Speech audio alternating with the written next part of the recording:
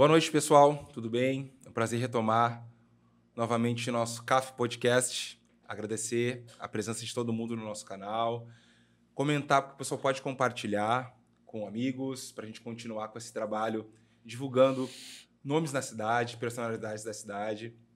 Hoje a gente está muito feliz de receber um nome de fora da cidade, mas com certeza muito agregado na cidade de Santa Maria. Sei que todo mundo vai gostar. Era um nome que, quando eu comentei, a gente comentou dentro da CAF, foi unanimidade. O interesse por esse podcast de hoje é um prazer imenso. Hoje a gente está recebendo o treinador Daniel Franco. Muito obrigado desde já pelo aceite do convite de estar aqui conosco essa noite. A gente está muito feliz de te receber hoje. Boa noite Gui, boa noite a todos. É uma satisfação, é um prazer e falar daquilo que a gente mais gosta, né? É sempre bom, que é o futebol, que é o esporte, e também falar um pouquinho da nossa história aí para todos os ouvintes aí, telespectadores. Maravilha. Para iniciar, gostaria de agradecer muito o nosso patrocinador, Lojas Bem Stories. Para quem não conhece ainda, Avenida Presidente Vargas, 2204. Passa lá. Você que está precisando de qualquer tipo de material para fisioterapia, para exercício físico, fala com o Gui, que é um grande amigo meu xará. Então, uma loja maravilhosa com esses produtos para o pessoal que está precisando, acadêmicos e pacientes que precisam desse serviço. Loja Bem Stories, Presidente Vargas, 2204. Tá legal? Então agora, Daniel, mais uma vez, obrigado pelo aceite. Vai ser uma satisfação conversar contigo, saber um pouquinho que tu falasse da tua história, né, que é rica. Para quem ainda não conhece, vai ter oportunidade de conhecer. Falar da campanha do Internacional de Santa Maria, que também está todo mundo muito satisfeito, torcedores, o pessoal que ama futebol, como a Santa Maria é uma cidade que ama futebol, está muito feliz com a tua chegada na cidade e contribuindo da forma que está contribuindo com o Internacional de Santa Maria. Para começar a nossa conversa, gostaria de que tu se apresentasse, para quem ainda não te conhece, que eu acredito que sejam poucas pessoas, mas de onde que tu é, Daniel? A tua história começou como, para a gente começar a entender? Vamos lá. Bom, meu nome é Daniel Franco, sou gaúcho, sou natural de Minas do Leão, né, aqui pertinho, próximo. Sou o filho mais novo de 5 irmãos. Saí de casa com 11 para 12 anos de idade para tentar a sorte no Internacional, através de um vizinho da família, o Ademir Cambuim, me oportunizou ir a Porto Alegre fazer um teste no Inter e no meio de 350 meninos eu fui aprovado e ali começou a minha história, né? Isso lá em 1983. Depois dali eu fui para Porto Alegre, morei 3 anos com o tio Jorge e a tia Isa lá, o tio e irmão da minha mãe, porque na época o Inter não podia alojar, até hoje, questão de Ministério Público, muito jovem, mas com 14 para 15 anos já morei no Beira-Rio e com 17 para 18 anos eu estava estreando no profissional do Inter. Aí foi, resumidamente, mais ou menos essa história, mas eu passei por todas as categorias de base, cheguei à seleção brasileira de juniores e profissionalmente aí comecei no Inter, joguei 4 anos, sendo bicampeão gaúcho, campeão da Copa do Brasil, campeão da Copa Governador. Depois fui para São Paulo, joguei no Corinthians. Depois fui para Minas, joguei no Atlético Mineiro. Fui para Bahia, joguei no Bahia. Joguei no Avaí, joguei na Alemanha, no São Paulo e também. Tive uma passagem lá muito rica em conhecimento, né? Viver a Europa um período, ele é muito bom. E aí joguei futebol profissionalmente até 2003, quando resolvi parar. E aí fui estudar, né? Acabei o ensino médio, depois fiz faculdade. Primeiramente eu fiz para administração, passei, e aí logo depois eu mudei para educação física. Hoje sou formado na educação física e aí entrei no Inter para trabalhar nas categorias de base, né? Através, muito forçado por aquela dona que está ali, a dona Carla, que me incentivou muito nesse momento, porque eu estava indo para outro rumo, mas não estava sendo feliz. E aí ela disse, pô, vai para aquilo que tu gosta, vai para aquilo que tu sempre fez. E aí fui no Inter, bati na porta, literalmente. Legal. Fui bem aceito, bem recebido, e o Inter abriu as portas para eu seguir, né, no futebol.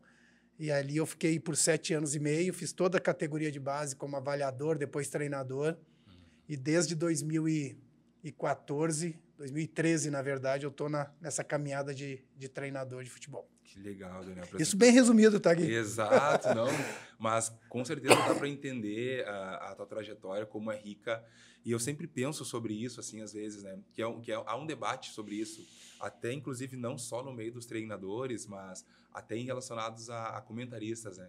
De quem viveu o futebol, de quem realmente teve uma passagem dentro das quatro linhas, como você diz, e de quem do nobre torcedor que grita da arquibancada ou alguém que comenta às vezes sem ter o conhecimento prático e saber a tua trajetória, né? Começo na categoria de base de um time do peso que é o Internacional, passando pela Europa e estudando. Então a gente sabe que o teu sucesso hoje é construído, né? Uma construção muito legal de estar sabendo essa história assim, dessa forma. Gui, eu sempre tive em mente daquele negócio. Não adianta, porque eu fui atleta, né?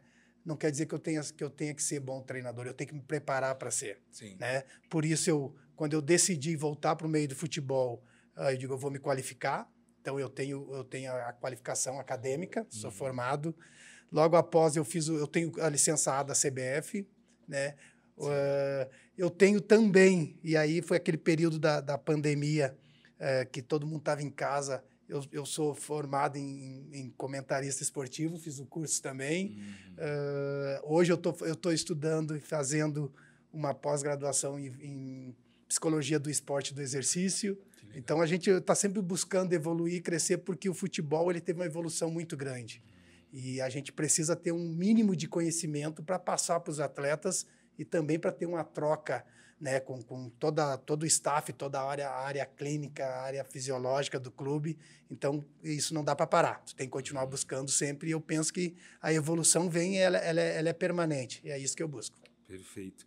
Pegando esse nicho, esse gancho da tua história, não tem como salientar. Até nos bastidores eu estava falando contigo sobre a conquista do Internacional em 92, da Copa do Brasil, né? Que para mim ali foi um marco. Ver grandes nomes, Pinga, Caico. Lembro sim da tua passagem como lateral esquerdo, muito bem, por sinal. Falavam muito naquela final do teu nome como um dos destaques daquele jogo. Mas falando um pouquinho sobre o grupo, né? Porque eu sempre penso assim, onde tem uma conquista, onde tem título, é um grupo diferente, existe algo diferente. É o diferente do comum. O que tu poderia classificar, assim, em relação àquele grupo campeão, que foi um grupo que marca até hoje um título nacional do Internacional depois de tanto tempo, tu participou desse título. Como é que tu poderia mensurar e falar um pouquinho sobre a característica daquele grupo? Se não me engano, 31 ou 32 anos atrás. Mais ou menos isso. Eu lembro que quando fez 30 anos, a gente teve uma homenagem lá no Beira-Rio. O presidente Barcelos chamou nós lá, e alguns atletas, e teve uma homenagem bem legal. Aquele grupo tinha uma característica muito importante. O grupo era muito unido, muito fechado, né? Era um grupo que éramos profissionais, mas também éramos amigos, né? Então, a gente estava sempre juntos, saímos juntos, concentrava, vivia o ambiente do dia a dia com muita harmonia, muita alegria. E coincidentemente, aquele foi um grupo que foi se formando ao longo dos anos, né? Porque a gente começou uma década de 90 ali difícil para o Inter, e aí cada ano trocava 3, 4, 5 treinadores, mais da metade do elenco ia trocando, e a partir de 91 foi se montando aquele grupo. E quando nós chegamos em 92, já com o título de 91 gaúcho, então foi trazendo só alguns atletas para compor o elenco, e todos os atletas se encaixaram muito bem. Então, a gente recebia muito bem os novos que chegavam, e todos se inseriam muito rapidamente ao elenco, e até hoje se fala muito nisso, né? O grupo comprou a ideia, né? Do professor Antônio Lopes, na época, que era um cara sensacional também. Então, o trabalho era bem recebido, os atletas entendiam perfeitamente o que ele pediu, o que ele queria, e aquilo a gente a equipe foi criando o corpo e foi tomando gosto pela competição. E foi um ano que a gente teve ali Grenal, a gente teve Palmeiras, a gente teve Corinthians, Eu lembro que a gente ganhou do Corinthians no Pacaembu de 4-1, 4-0, alguma coisa assim. Então teve resultados históricos assim importantes. E quando a gente se deu conta, aí, opa, é possível. Vamos focar um pouquinho mais. E a gente foi indo jogo a jogo, né, fase a fase, conquistamos um título que realmente eu sempre falo que profissionalmente foi a época que eu mais rendi profissionalmente, foi aquela época. Tanto que eu saí do Inter, isso foi em 92, 93 disputamos a Libertadores, que não fomos bem, e logo depois, em 94 de janeiro, eu fui vendido para o Corinthians. Então, e logo que eu cheguei no Corinthians, na apresentação, o presidente me chamou e me fez uma pergunta. Tu sabe por que tu veio para o Corinthians? Eu olhei para ele e disse, acho que porque eu sou bom de bola. E ele, não, porque tu nunca jogou mal clássicos. Então, as histórias elas vão se complementando, né? E tudo em virtude da história desde a base do Inter, depois profissional, essa conquista da Copa do Brasil, que teve dois clássicos grenais, que foram empates nos dois, e a gente acabou passando de fase. E sempre um jogo que traz mais o sangue na veia, né? Quando clássico é diferente. E eu, graças a Deus, sempre tive bons resultados nos clássicos. Perfeito, muito legal. Eu fiz essa pergunta no último podcast, veio o Chiquinho. Um abraço pro Chiquinho. Ô, Chico. E aí eu perguntei para ele essa pergunta, assim, o que tu acredita que seja características de um grupo vencedor, né? E vou te fazer essa pergunta agora também. Quais são as características que tu pondera para um grupo vencedor, para ter um grupo vencedor, competitivo, que tem essa característica que tu falasse, assim, de chegar na hora de decidir, quais são esses perfis, assim? E aí eu trago para hoje, para nós aqui, para o Internacional de Santa Maria. Primeiro, um grupo que sabe o que quer, né? E a gente foi feliz em montar um elenco hoje aqui, que são atletas experientes, né? A gente costuma não colocar os meninos, porque tudo está sendo agregado. A gente tem 8 meninos da base no grupo, e todos eles estão tendo uma vivência maravilhosa ali, trabalhando diariamente com atletas tão vividos, né? Então, o grupo que foi montado hoje aqui no Inter é um grupo que sabe o que quer, sabe da responsabilidade que cada um tem quando foi contratado, né? E, de novo, compraram a ideia do treinador, a ideia do presidente, a ideia do clube, a ideia do torcedor, e tudo isso, todos eles estão com o mesmo pensamento. Parte desse princípio, quando todos estão remando para o mesmo lado. E hoje, isso fica muito nítido hoje aqui no nosso elenco, porque tudo está sendo transferido para dentro de campo. E quando a gente conversa, eu falo para eles, cara, eu só quero que vocês transfiram para dentro de campo, para o dia do jogo, aquilo que vocês fazem no dia a dia e no treinamento. A alegria do vestiário, a responsabilidade e o comprometimento que cada um tem, né? E essa parceria. Porque o nosso vestiário é uma alegria só. Tu vai lá, tu sabe como é que é dias de jogos, e isso está acontecendo. Então, eu acho que isso são fatores muito importantes, né? Além do trabalho, lógico, o profissionalismo, mas o dia a dia é leve, o dia a dia é gostoso, a gente está vivendo o ambiente, trabalhando, e quando a coisa é séria, os atletas se focam, se concentram e a coisa acontece. Que legal, que baita explanação sobre essa questão que eu te perguntei, maravilhoso. Falasse no Antônio Lopes, né? Aí já vou entrar para esse caminho do teu lado, saindo do lado atleta, jogador, né? E indo pro teu lado agora atual, e treinador de futebol. Antônio Lopes, consegui acompanhar algum trabalho dele, conhecendo mais futebol, e todo mundo que fala dele fala coisas muito boas, maravilhosas, assim. E obviamente que acredito que tu conseguiu colher dentro da tua trajetória, montar um perfil do treinador que tu é hoje em cima desses nomes, né? Como é que foi qual a principal mudança que tu acredita que tenha do atleta para o treinador? Eu avalio muito do teu trabalho, até eu vi uma entrevista tua ontem, inclusive, falando, já vamos falar sobre a classificação, né? Mas falando que o trabalho do staff, do treinador, do pessoal da comissão é potencializar o grupo, né?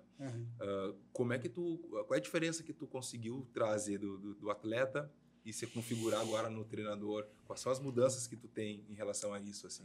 Poxa, maravilha. eu procurei...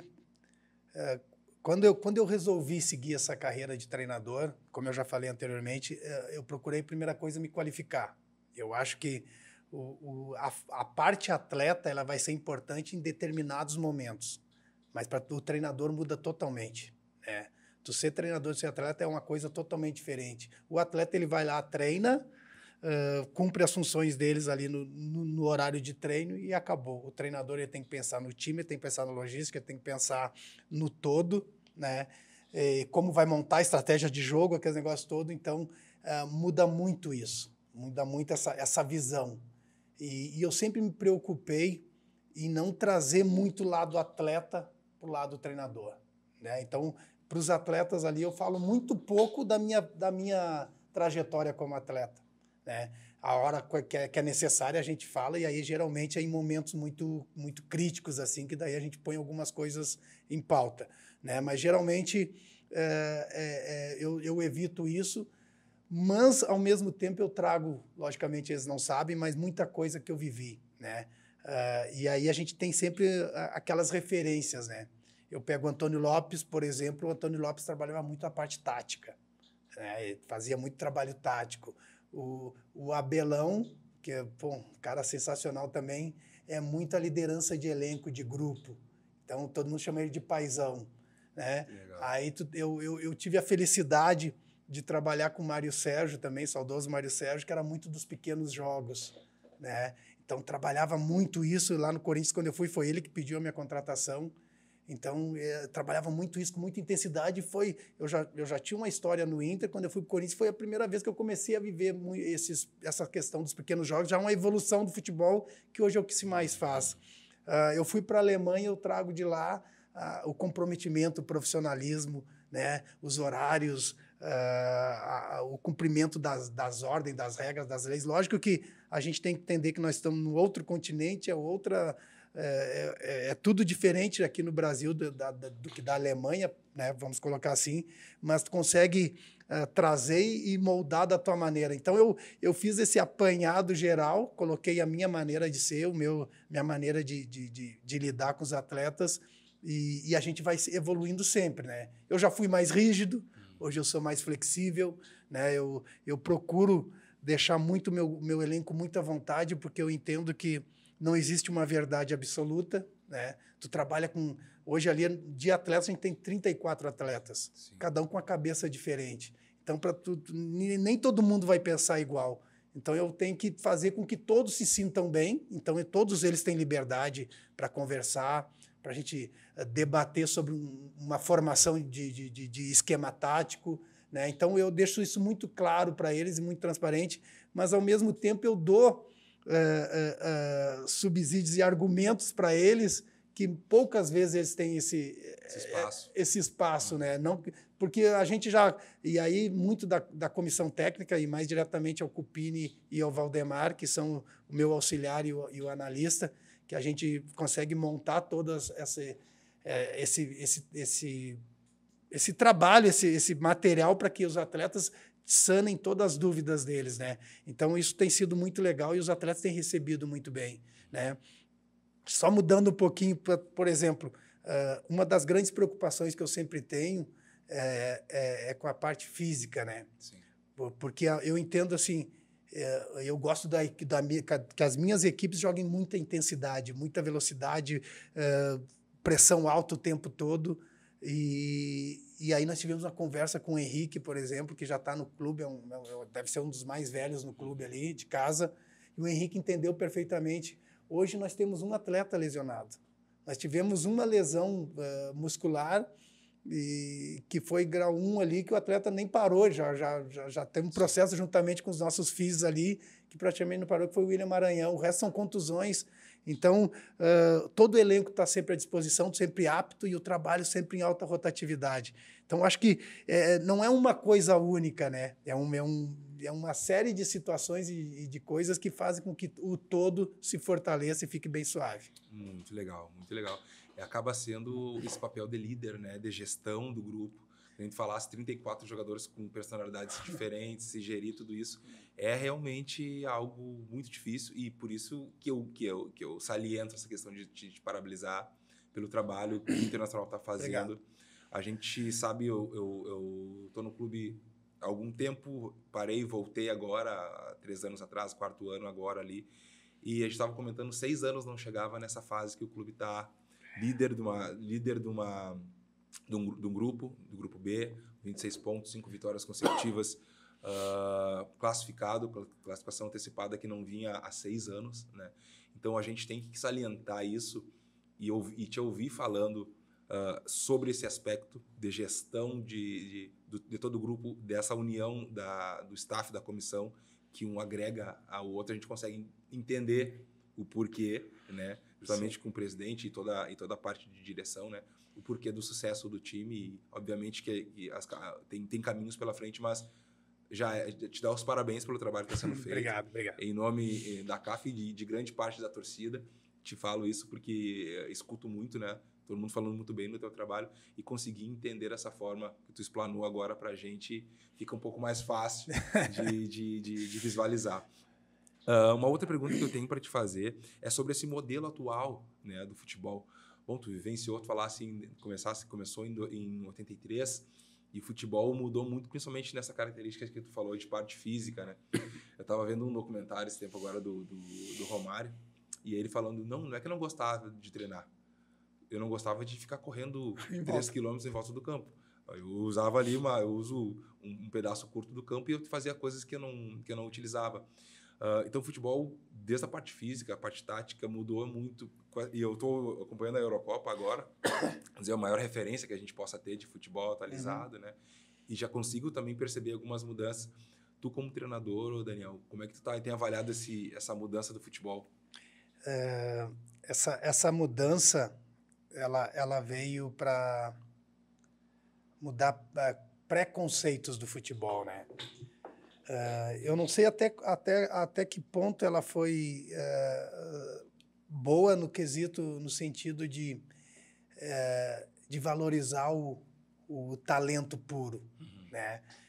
Se nós analisarmos assim o futebol num todo, hoje ele está muito mais rápido, os espaços estão muito menores, e essa é a grande mudança, está muito físico, né? E os treinadores têm falado muito isso, é muito físico, é muito contato, é pouco espaço para jogar.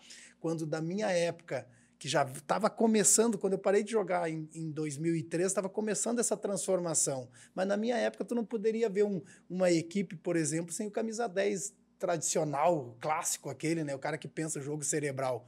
Hoje tu já vê muito pouco. Hoje tu vai no mercado, tu não encontra. Hoje o Inter tem o Alan Patrick, o Flamengo tem o Arrascaeta, e aí são muito poucos e tu não encontra quase mais isso. E nem na formação, porque tudo vem da base, né? Então, eu acho que nesse sentido o futebol perdeu, mas ganhou em velocidade, ganhou em dinâmica, ganhou em intensidade, e tudo isso, uma coisa não vem sozinha, né? Tudo isso é agregado ao profissionalismo. Por exemplo, há tempos atrás, na minha época ainda, muitos jogadores fumavam. Hoje tu não permite, não é permitido mais isso. Não é que não seja permitido, o futebol não permite mais isso, né? O futebol não permite, até porque o teu corpo não vai aguentar a intensidade de um jogo. Na minha época, sei lá, corria-se 3, 4, 5 quilômetros. Hoje o atleta de alto rendimento, alta performance, corre 12 quilômetros por jogo. Então tu quase que dobrou, triplicou ali a quilometragem, né? Sim. Então isso é muito difícil. Então houve essa mudança, mas ao mesmo tempo o futebol tá carente do craque, né? Daquele cara diferente. Mas o futebol virou muito o entretenimento. O futebol hoje ele virou também, tem a questão financeira, né? Sim. Então ele virou um negócio de muito lucrativo. Então, por isso essas mudanças, e elas vão continuar acontecendo. Hoje tu não olha somente o atleta, tu olha o que ele pode te trazer, né?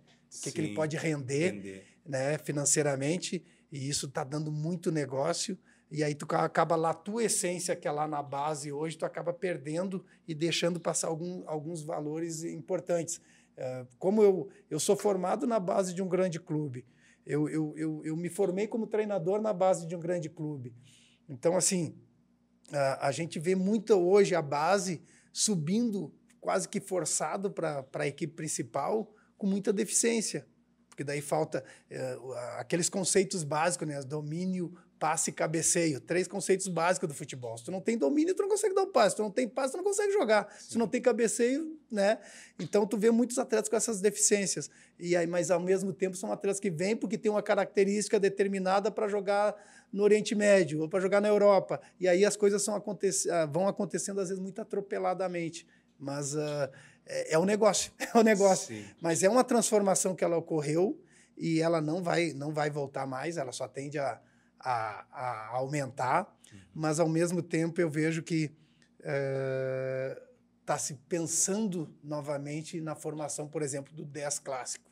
Né? Porque é o cara que cadencia o jogo, é o cara que pensa diferente, é o cara que tem o passe final, né? Porque sem o 10 clássico, o futebol está muito voltado para os extremas, que são quem faz o centroavante jogar, faz o centroavante fazer gol, não tem mais aquela conexão por dentro. Então, tudo isso tem o lado bom e o lado ruim. Perfeito. E tu acredita que, vamos pegar o exemplo da seleção que está sendo bastante batida, né? Muito porque já produziu, né? Historicamente, que nem tu falasse ali, a figura do Pelé para frente ali, muitos 10 maravilhosos, Zico e aí por diante. E a gente perdeu essa figura e automaticamente, quando as gerações foram passando, o futebol foi mudando da seleção. Se a gente for avaliar, é a minha forma de ver, a gente tem grandes jogadores, mas não apresenta aquele mesmo brilho, né? Não ganhamos títulos na seleção ali há algum tempo, né? Já faz tempo. Tu acredita que tenha essa relação com essa mudança do futebol também? Acredito que sim, porque se tu analisar individualmente, cada jogador da seleção brasileira é destaque na sua equipe, né? Mas aí a equipe dele joga de uma maneira diferente. Por exemplo, Vini Júnior, que está em evidência hoje, sim, é o grande destaque e o Lancelotti é apaixonado por ele. Né? Acabou de ser campeão da Champions, está para ser o melhor do mundo. Na seleção é questionado. Tá, mas como é que ele joga lá? Ele tinha o Toni Kroos do lado dele, que é quase um 10 clássico, tem o Modric, que é o meia clássico, né? E na seleção praticamente quase que não joga com essa formação. Né? Então, o atleta que tem um talento mais nato, assim, que precisa das conexões, por vezes eles se tornam órfãos no time, na seleção, porque não tem o cara da conexão do meio para frente. Aí é o individualismo por um lado, é o individualismo pelo outro. Quando estava o Neymar, a mesma coisa, ele pegava a bola e tinha que resolver tudo sozinho, porque as conexões e o cara cerebral para dar o time, para ter a jogada, para ter o movimento, para achar a linha de passe, não encontra. Hoje, o mais próximo que nós temos na seleção são os 2 volantes, que estão muito atrás, né? Eles não transitam, eles não estão no terço final, do meio para frente. E o Paquetá, que chega um pouquinho, mas também não é esse jogador, é mais um médio. Então, tem essa dificuldade, talvez seja isso. Mas o futebol também não permite mais isso. A maneira que a seleção, que o Brasil está formando os atletas, não permite ter esse atleta hoje para cumprir essa função. Perfeito, perfeito. Leitura que acho que muita gente estava nessa dúvida, né? A seleção hoje na Copa América ali muita gente falando que está devendo. Vi várias declarações e o pessoal reclamando muito, mas eu acho que é uma questão nesse sentido, né? Mudou muita coisa. Mudou muito, é um trabalho novo, Eu gosto muito do Dorival, acho que ele foi a escolha certa. Né? Foi a escolha certa, mas fazer, como a gente falou logo ali atrás, né? Fazer com que essas peças todas se conectem, tenham entendimento. A seleção, o tempo de trabalho, de treinamento é muito rápido. Os caras vêm para treinar 2, 3 dias e ir para o jogo. Né? Agora, se apresentaram, estão mais tempo juntos, mas não tem tempo de treino, é jogo e jogo.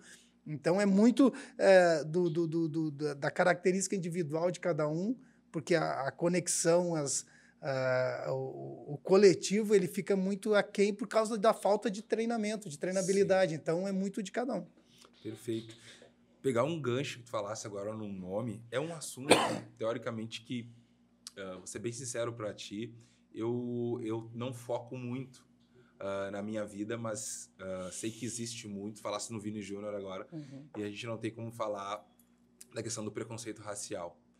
Enfim, tu foi atleta, conviveu com esse contexto, e o racismo, a meu ponto de vista, é algo que vai perdurar ainda por muitas e muitas e muitas décadas, e vai muito de cada um. Eu respeito muito a opinião de cada um sobre como lidar, como lida, como lidou, e eu acho que isso aí é um respeito que tem que ser tem que ser respeitado essa opinião de cada um e a forma como cada um manifesta o seu repúdio ao racismo, né? Mas na tua carreira, vamos colocar, eu vejo a forma do Vini Júnior agir de uma forma e já vi jogadores agir de outra forma. Vamos pegar Vini Júnior e Balotelli, respondem de uma forma completamente diferente, né? Cada um da sua maneira, não querendo achar um certo ou um errado. Como é que tu avalia o racismo no futebol hoje, que é algo que a FIFA vem salientando muito sobre isso, até a Espanha agora começou a criminalizar o racismo na Espanha, que era algo que não existia. Como é que tu avalia nesse sentido? Sabe que esse é um ponto que está muito em evidência. Primeiro, eu acho que o Vini ele tem sido o expoente de levantar essa bandeira contra o preconceito, contra o racismo, e eu acho isso muito legal. Eu participei ano passado do Protocolo Zero, né, lá da Federação Gaúcha, que fez um vídeo contra o racismo, que está aí divulgado, foi divulgado por todo o estado, levou para a CBF, tudo. Eu fiz parte, junto com o Luiz Adriano, mais o Cuiabano do Grêmio, e tinha uma menina também, a Roberta, se não me engano, do Juventude. E foi muito legal. E eu me senti muito honrado em participar daquele vídeo, porque retrata, não só hoje, né? Vem de muitas gerações aí o quanto a nossa cor, a nossa raça sofre com o preconceito racial.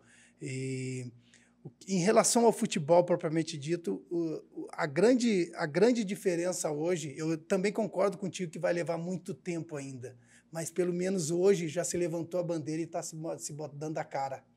Na minha época que eu jogava, por exemplo, se perguntasse, pô, Daniel, tu sofreu racismo? Eu digo assim, não sei, eu acho que não, porque era algo, e ainda é hoje, era muito velado, era coisa que acontecia muito pelas costas, né? Eu joguei na Alemanha, tu sofreu racismo na Alemanha? Eu digo, não, né, que eu lembre, não, escancaradamente não, mas o Júlio César, zagueiro aquele da seleção, foi para lá, ele jogou no Borussia Dortmund, se não me engano, sofreu preconceito racial lá. Outros sofreram. Eu joguei em Hamburgo, não senti, pelo menos eu não senti. É muito como tu vê isso, né? Mas o grande que hoje eu vejo é isso. Se levantou-se uma bandeira e isso está sendo exposto para todos, né? Porque é o futebol, e o futebol ele tem poder para isso. Os atletas de grandes equipes, das seleções, são eles que têm que levantar essa bandeira assim, só que os outros de menor expressão também têm que se fazer ouvir, né? Porque é algo que afeta todo mundo. E aí sai do futebol, vem para as periferias, vem para as classes menores, né? Porque aí a gente já pode aumentar mais ainda esse leque aí, vai para a questão de na hora de uma disputa, no bom sentido, de trabalho, se tem um preto e tem um branco, quem vai ser o escolhido, as qualidades são as mesmas, as credenciais são as mesmas, mas quem vai ser, né? Eu acho que isso tem que continuar, e eu tô aberto a isso. Eu sei que é um assunto delicado, por vezes as pessoas são retalhadas por se posicionar, né, expor a sua ideia, mas eu acho que ela tem que ser colocada, e eu sou totalmente a favor tem que levantar a bandeira assim, tem que abraçar essa causa, que é algo que está em evidência. O Brasil, o mundo sofre muito com isso, e a gente precisa ter mais igualdade, mais respeito, mais solidariedade, né, com todas essas... porque isso não é algo legal para ninguém. Perfeito, perfeito. Vamos trazer agora a nossa conversa para o Inter Santa Maria, que, mais uma vez falando, hoje classificado, e esse grupo, que a gente falasse, muito maduro, muito preparado. Sei dos teus 2 acessos aqui na divisão na 2, né, do Gauchão, União Frederiquense e Santa Cruz. E Santa Cruz. 2 times que tiveram acesso, que é o grande desejo da torcida aqui de Santa Maria.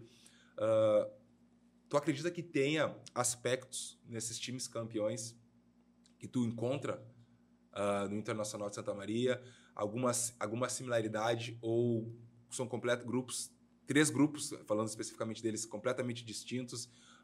Como é que tu avalia essas questões, esses 3 grupos, assim, porque o nosso objetivo é essa conquista, esse acesso que tu já teve 2 vezes.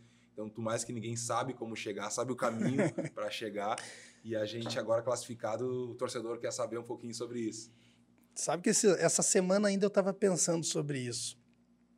Por exemplo, 2021, o União Frederiquense, nós tínhamos um grupo jovem, né? Jovem. Nós tínhamos jogadores mais vividos ali, o Eliomar, que jogou aqui.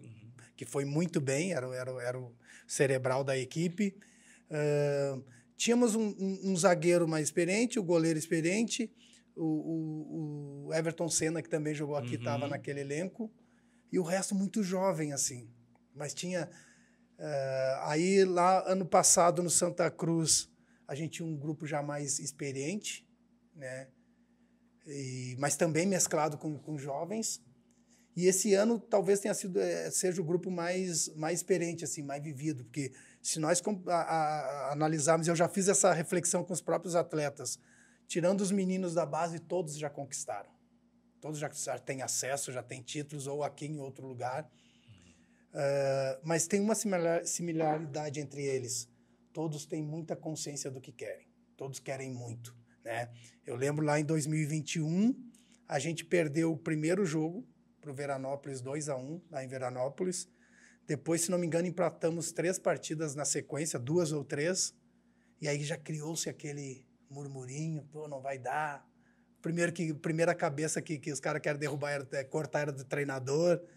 E aí, um pouquinho as coisas se encaixaram e a gente foi campeão com 19 jogos de invencibilidade. 12 vitórias e 7 empates.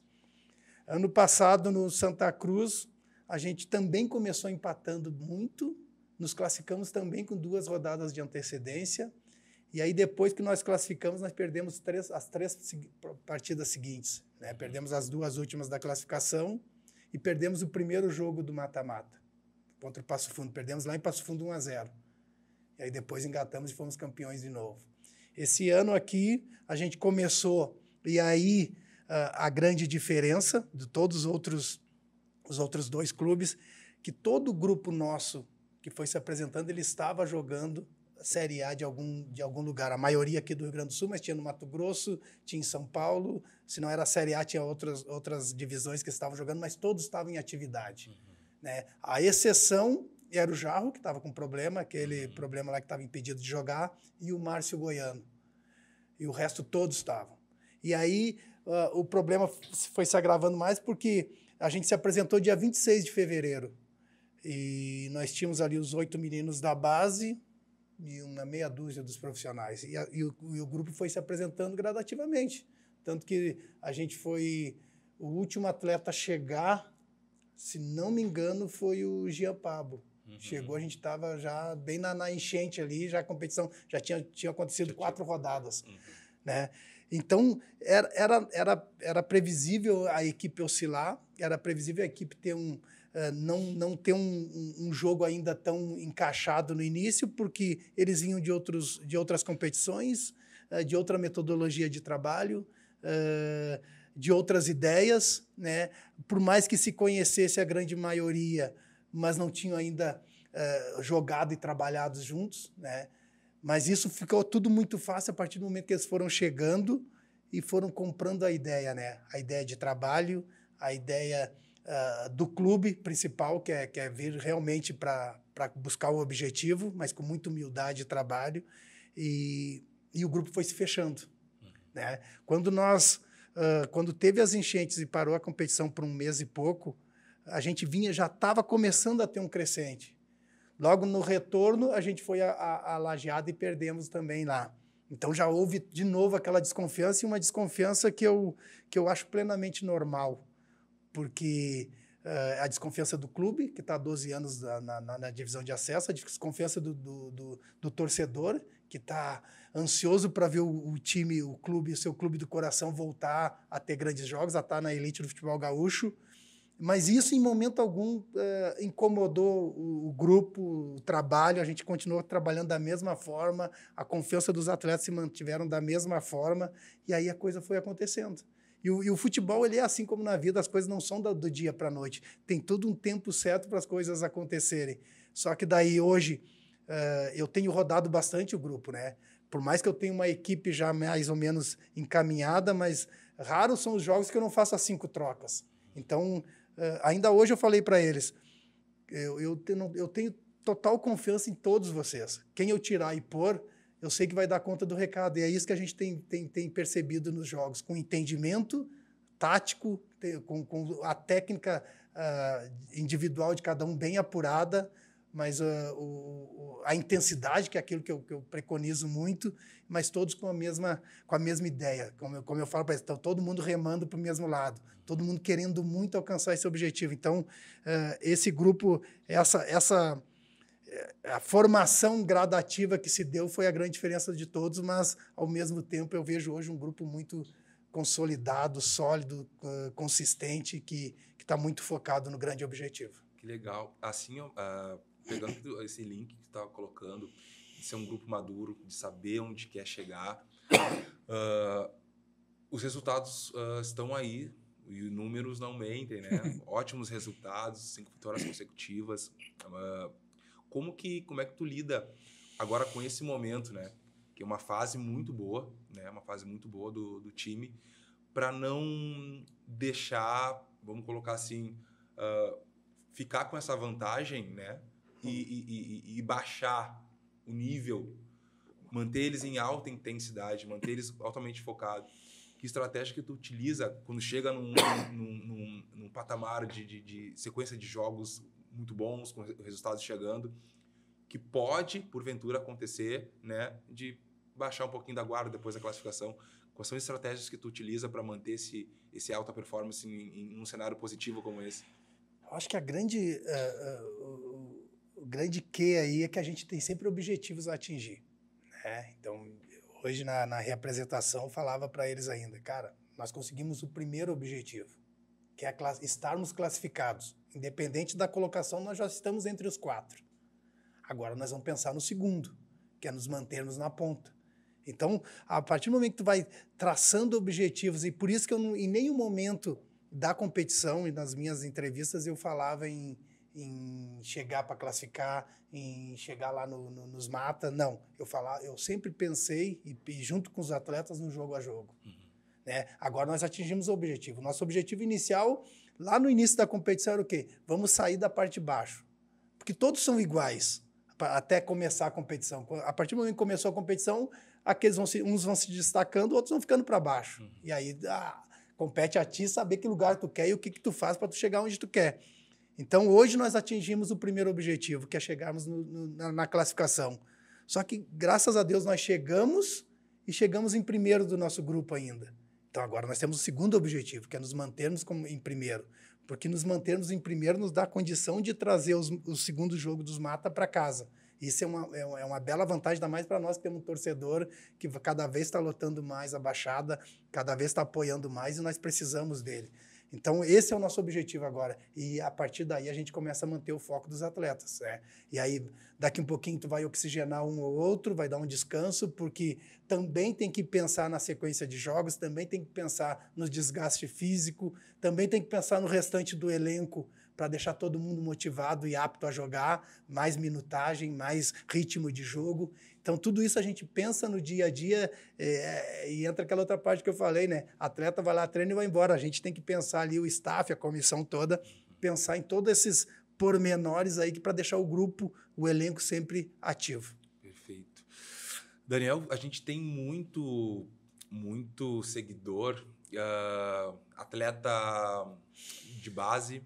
A gente tem muito acadêmico que está buscando chegar num cenário de ser um treinador. Então, tanto para um atleta que está buscando se profissionalizar, para um treinador que está buscando cursos para chegar num patamar como o teu, de ser campeão, de chegar em grandes performances, como tu tem chegado, né, nos últimos anos. O que tu indica? Qual é a dica que tu daria para esse pessoal que está começando, para esse pessoal que está buscando alcançar uma performance como a tua? Primeira coisa que eu falo é não desista. Dá o passo. Dá o passo. E em relação a isso, eu vou dar um exemplo, tá? Eu já tinha acertado aqui, outubro eu tinha acertado e fui anunciado em novembro. Dia 6 de novembro eu fui anunciado. E aí eu vim aqui meio que escondido e acertamos, e aí o presidente falou, não, nós vamos anunciar dia 6 de novembro, então até lá, né, boca de siri. E quando eu fui anunciado,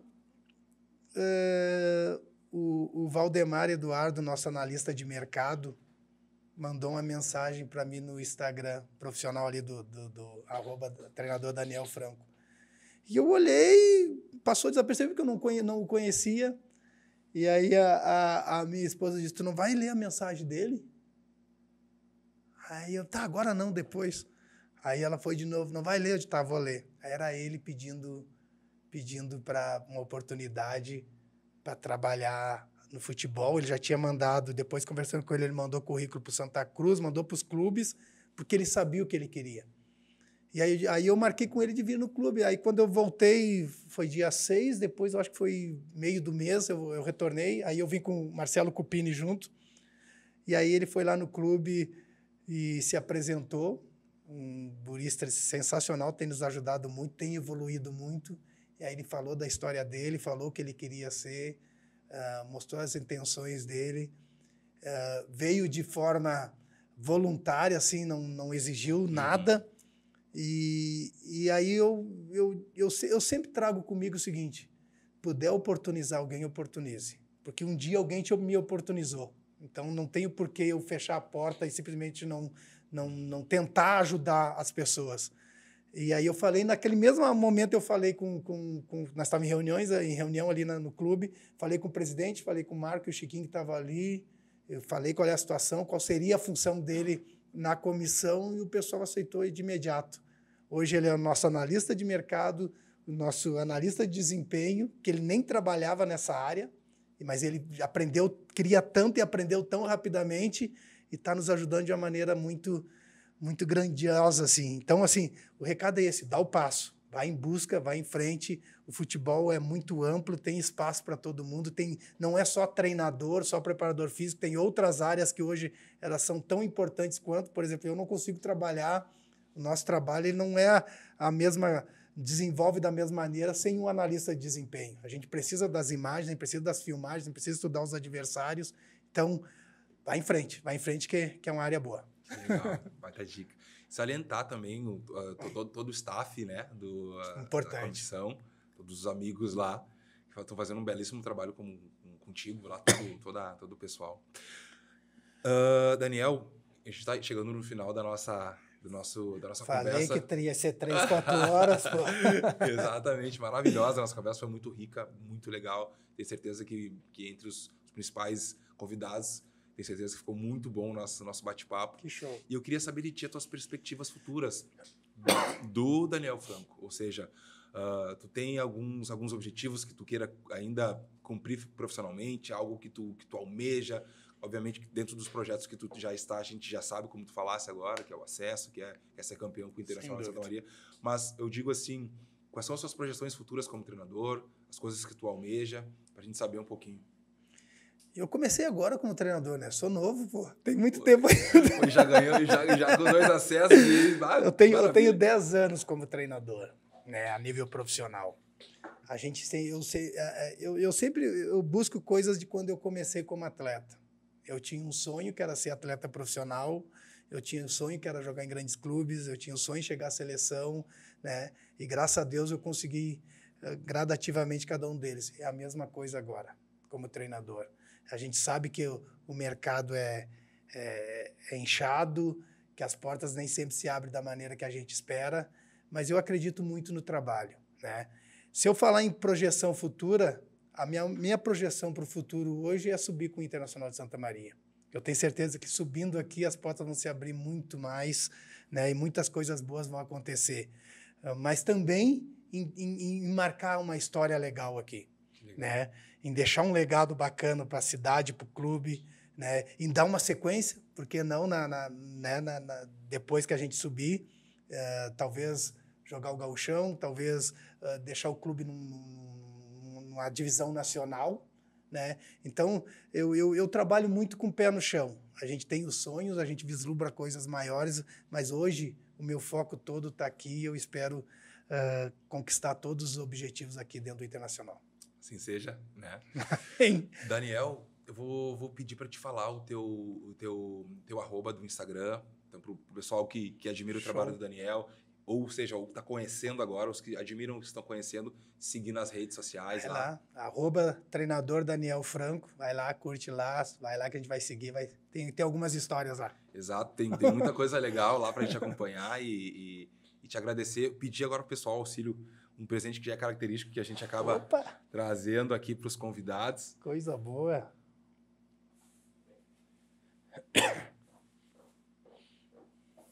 Aqui, olha aí. A camiseta, vou abrir aqui. Show. Deixar aqui contigo. Show de bola. Vou mostrar. Maravilha. Obrigado. Muito obrigado pelo aceite de estar aqui conosco. Nessa noite fria de Santa Maria. Não. Prazer demais a gente estar conversando, saber a tua história. Te desejar muita sorte e muito sucesso agora nessa próxima etapa, né, da competição. Com certeza a gente está junto, a CAF está juntamente com o Internacional de Santa Maria, sempre junto, e a gente, precisar da CAF, a gente está à disposição. Obrigado. Sempre uma honra, um prazer falar um pouquinho da história, falar do futebol, falar para toda uma população assim, né, que curte, que gosta, e conte comigo sempre. E agradecer também a CAF, né, que é parceira do clube ali, que está sempre nos ajudando, nos apoiando. A gente sabe que trabalhar com um atleta profissional sempre tem uma coisinha ou outra, e a CAF está sempre de portas abertas. Obrigado por tudo. Coisa boa. Obrigadão. Pessoal, então, finalizando, agradecer mais uma vez a todos que nos acompanharam aqui. Falar das nossas redes sociais, nosso Instagram, siga o nosso canal. Agradecer extremamente o nosso patrocinador, Bem Store, Gui Marques, obrigado. Loja fica localizada, para quem ainda não sabe, Avenida Presidente Vargas, 2204. Vai lá. Precisando de qualquer tipo de material de fisioterapia, esportivo, todo o material para esse fim, melhor lugar encontrado é lá, tá legal, pessoal? Obrigado, até uma próxima, se Deus quiser.